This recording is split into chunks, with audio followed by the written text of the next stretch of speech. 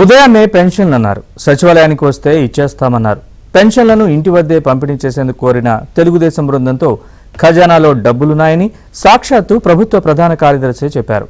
చివరకు బుధవారం మధ్యాహ్నం వరకు ఖజానాలో డబ్బులు లేవు. మధ్యాహ్నం 3 గంటలకు సచివాలయాల వెల్ఫేర్ అసిస్టెంట్లకు బ్యాంకు నుంచి ట్రెజరీల నుంచి డబ్బులు అందాయి.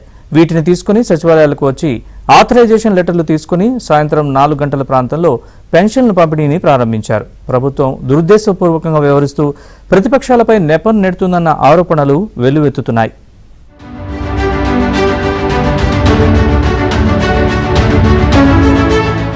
రాష్ట్రంలో పెన్షన్ల పంపిణీ తీవ్ర ఉత్కంఠకు దారితీసింది. రాష్ట్ర వ్యాప్తంగా 65 లక్షల మంది పెన్షన్దారులకు 1850 కోట్ల రూపాయలు సామాజిక భద్రతా పెన్షన్ల కింద ప్రభుత్వం ప్రతి నెలా చెల్లిస్తుంది. వృద్ధులు, వికలాంగులు, వితంతువులకు ఇచ్చే ఈ పెన్షన్లు వాలంటీర్ల ద్వారా ఇంటింటికి పంపిస్తున్నారు. అయితే వాలంటీర్లను ఈ డబ్బు పంపిణీలో ఉపయోగించవద్దని కేంద్ర ఎన్నికల కమిషన్ ఆదేశించడంతో సచివాలయ సిబ్బంది ద్వారా పంపిణీ చేయించాలి అని ప్రతిపక్షాలు ప్రభుత్వాన్ని డిమాండ్ చేశాయి. 3 రోజుల క్రితం తెలుగుదేశం బృందం రాష్ట్ర ప్రభుత్వ ప్రధాన కార్యదర్శిని కలిసి పెన్షన్లను వెంటనే ఇవ్వాలని, సచివాలయ సిబ్బంది ద్వారా పంపాలని కోరింది. పెన్షన్లు చెల్లించేందుకు తమ వద్ద డబ్బుందని ఆ రోజు ప్రభుత్వ ప్రధాన కార్యదర్శి తెలుగుదేశం బృందానికి చెప్పారు. అయితే ఆర్థిక సంవత్సరం మొదటి రోజు బ్యాంకులకు సెలవుంటుందని, అందువల్ల 3వ తేదీన పెన్షన్లు పంపిణీ చేస్తామని పేర్కొంది. అయితే 3వ తేదీన పెన్షన్లు సచివాలయానికొచ్చి తీసుకోవాలని ప్రభుత్వం ఆదేశాలు జారీ చేసింది.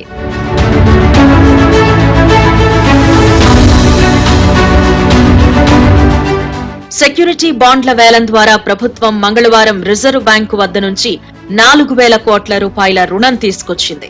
ఈ రుణం సాయంత్రానికి ప్రభుత్వ ఖజానాలో జమ అయింది. ఇందులో 1850 కోట్ల రూపాయలను పెన్షనర్లకు పంపిణీ చేసేందుకు సిద్ధం చేశారు.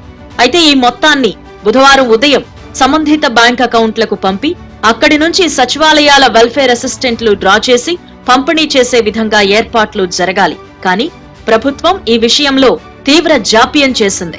మధ్యాహ్నం వరకు పెన్షన్ల పంపిణీకి నిధులను జమ చెయ్యలేదు. పైగా వెల్ఫేర్ అసిస్టెంట్లు బ్యాంకులకు వెళ్లినా ఇంకా తమకు డబ్బు జమ కాలేదని చెప్పారు. అయినప్పటికీ కూడా వెల్ఫేర్ అసిస్టెంట్లు మధ్యాహ్నం వరకు ఉన్నారు. పైగా వృద్ధులు, వికలాంగులు, వితంతువులు సచివాలయాలకు వచ్చి వెళ్లిపోయారని మీడియా ద్వారా తెలుసుకున్న ప్రభుత్వ అధికారులు కొంతమంది అప్పుడు నిధులను జమ చేశారు. దీంతో ఈ డబ్బును డ్రా చేసేందుకు బుధవారం మధ్యాహ్నం 3 గంటలైంది. సాయంత్రం 4 గంటల నుంచి కొన్ని ప్రాంతాల్లో సచివాలయాల్లో పెన్షన్లు పంపిణీ చేశారు.